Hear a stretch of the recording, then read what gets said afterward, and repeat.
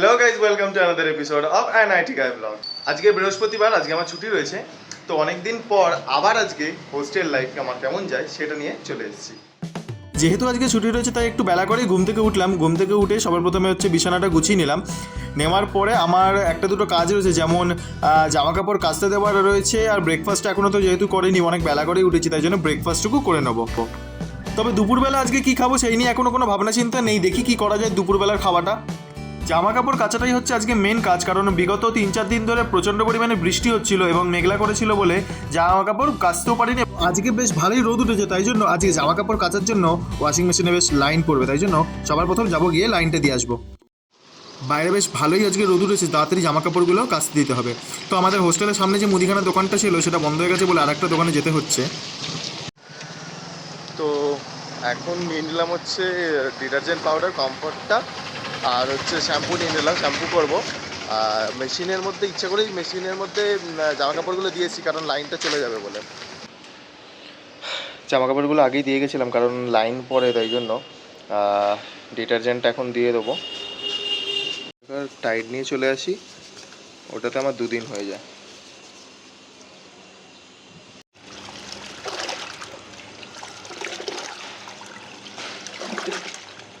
জামা কাপড় রাস্তা দিয়ে দিলাম। আজকে যেহেতু ছুটি, তাই জন্য বেলা করে ইচ্ছে করে ঘুম থেকে উঠলাম। কালকে প্রায় অনেক রাত অবধি, মানে কালকে গণেশ ঠাকুর দেখে আসার পর অনেক রাত অবধি মোবাইল ঘেটেছি, গেম খেলেছি, এই করে করে পুরো টাইমিং গেছে। তো ইচ্ছে করে আজকে জানি বেলা করে উঠবো। দেখবো আজকে ব্রেকফাস্টে কি। আজকে দুপুরে থাকবে এটা বিনসের মতন।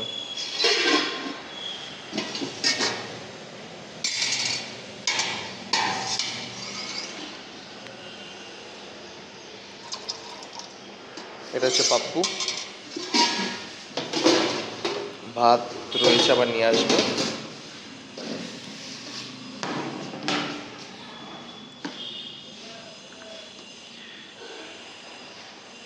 চিড়ের পোলাও।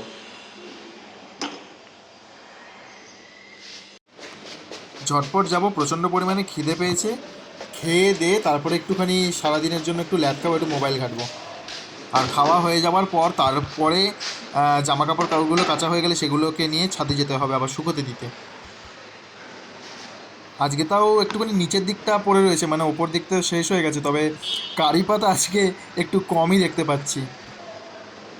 এইটুখানি চিড়ের পোলাও আমার জন্য যথেষ্ট, সকালবেলা বেশি হেভি ব্রেকফাস্ট করবো না। ঠিক থাকে বলে এখান থেকে 2টো সস নিয়ে নেবো, আমার কাছে রাখাই ছিল। আর এটা আমার খাবার।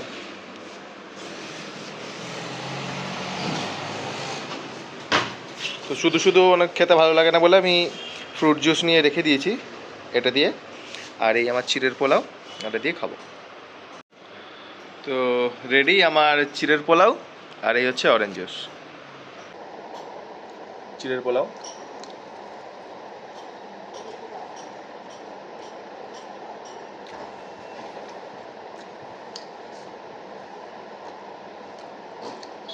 এখানে হোস্টেলে যে চিড়ের পোলাওটা বানায় এটা অতটা মিষ্টি মিষ্টি না, মানে আমাদের বাঙালিরা যেমন চিড়ের পোলাওটা বানায় হালকা একটু মিষ্টি টাইপের বানায়, এখানে বানায় না সেটা। তো তাই জন্য আমি কী করি, একটুখানি ওপর থেকে টমেটো সস দিয়ে মিশিয়ে খাই, তাহলে বেশ ভালো লাগে।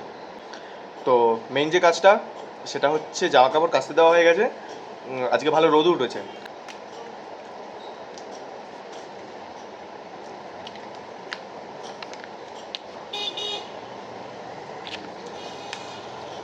আমার এই পেপার বোটের যে অরেঞ্জ জুসটা রয়েছে এটার টেস্টটা খুব ভালো লাগে। পেপার বোটের যে ফ্রুট জুসটা রয়েছে এটা অরিজিনালি ফ্রুট জুস থাকে না অবভিয়াসলি, তবে আমার টেস্টটা বেশ ভালো লাগে। এখানে আমার জামা কাপড়গুলো হয়ে গেছে, শুধু যাব গিয়ে শুকোতে দেবো। জামা কাপড় শুকোতে দিয়ে দিলাম, বেশ ভালোই রোদ উঠেছে।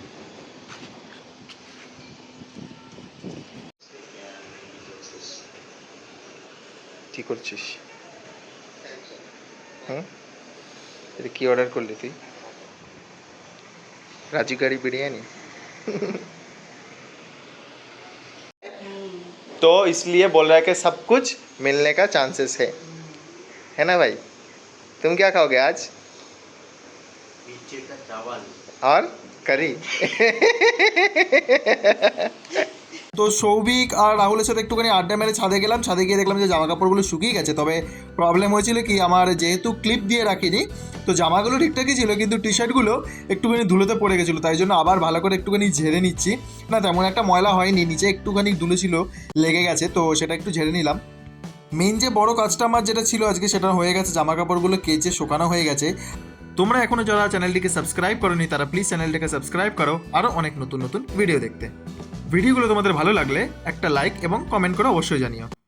তো সকালবেলা তোমাদেরকে দেখালাম যে নিচে রয়েছে বিনস আর পাপ্পু আর ভাত, তো ওইদিকে ভাবলাম যে না খাবো না, আজকে একটুখানি বাইরে থেকে কিছু কিনে খাই।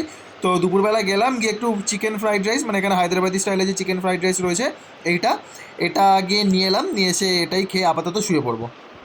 খেয়ে দিয়ে ঘুমোচ্ছিল, ঘুম থেকে হঠাৎ করে একটুখানি ব্যান্ড পার্টির আওয়াজ শুনে ঘুমটা ভেঙে গেল, এবং জানলা দিয়ে বাইরে দেখি যে গণেশ ঠাকুরের বিসর্জন হচ্ছে, এবং আমার হোস্টেলের পেছনে যে এরিয়াটা আছে সেখান থেকে একটা প্রসেশন বার করেছে। প্রসেশনটা দেখে সৌভিক ফোন করে বললো যে গুল্লু এসছে, ওর বাড়ি থেকে ইলিশ মাছ পাঠিয়েছিল, ওর একটা কোনো রিলেটিভ বা দিদি সামথিং কেউ এসেছিলো, তো ইলিশ মাছ পাঠিয়েছে। তো রাত্রিবেলা আমরা হচ্ছে ইলিশ মাছ দিয়ে ভাত খাবো, তাই জন্য এখন একটু ওটা গরম করে নিচ্ছি আমরা। মাছগুলো গরম করতে গিয়ে একটু ভেঙে চলে গেছে ঠিকই, তবে ঠিক আছে। আমরা যতক্ষণ ভাত খাচ্ছি তোমরা ততক্ষণ চ্যানেলটিকে সাবস্ক্রাইব করে নাও। দেখা হচ্ছে নেক্সট ভিডিওতে। Till then, signing off. মোটা।